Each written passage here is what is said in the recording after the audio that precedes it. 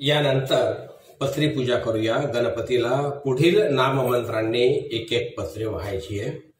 सुमुखाय नमः मालती पत्रं समर्पयामि मधुमालती। श्री गणाधिपाय नमः भृंगराजपत्रं समर्पयामि मखा।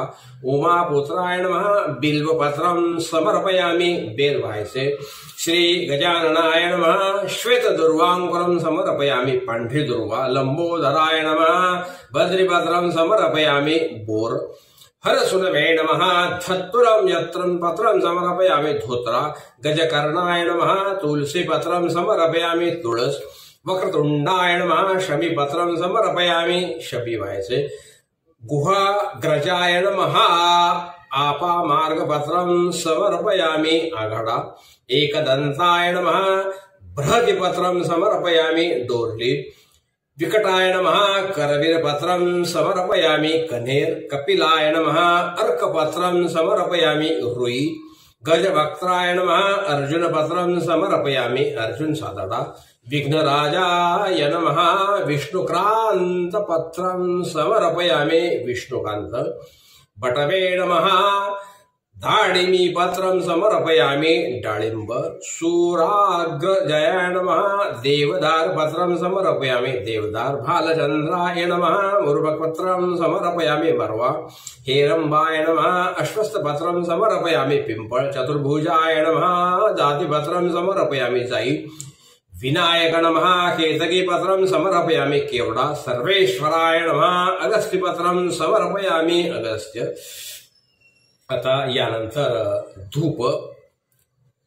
वनस्पती रसोद्भूतो गंधाढ्यो गंध उत्तम आघ्रेय सर्वदेवानां धूपोऽयं प्रतिगृह्यताम्। श्री गणपतिर्देवताभ्यो नमः।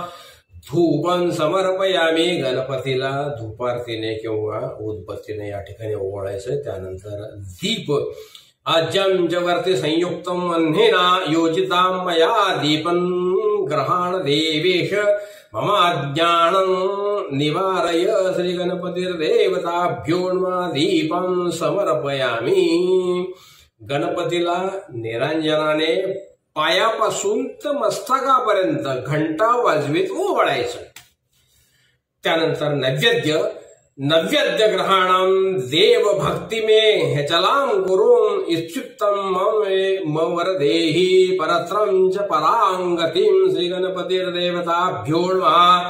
महानैवेद्यं समर्पयामि। गणपतीला गूळ खोबरे मोदक इत्यादी जो पदार्थ नैवेद्यासाठी अर्पण करावायचा असेल तो पात्रात ठेवून त्यावर तुळशीपत्र घालून पात्राखाली पाण्याने चौकोनी मंडल करून वरील मंत्राने तो अर्पण करावा। जो पदार्थ असेल त्याचे नाव घ्यायचे। जसे गुड खाद्य नैवेद्य असेल मोदक नैवेद्य असेल तर हे त्याचे नाव घ्यायचं आणि पुढील मंत्र म्हणायचे। ओम प्राणाय स्वाहा। ओम अपानाय स्वाहा। ओम व्यानाय स्वाहा। ओम उदानाय स्वाहा। ओम समानाय स्वाहा। ओम ब्रह्मणेन स्वाहा। एक पळीभर पाणी तांबणामध्ये सोडून द्यायचंय।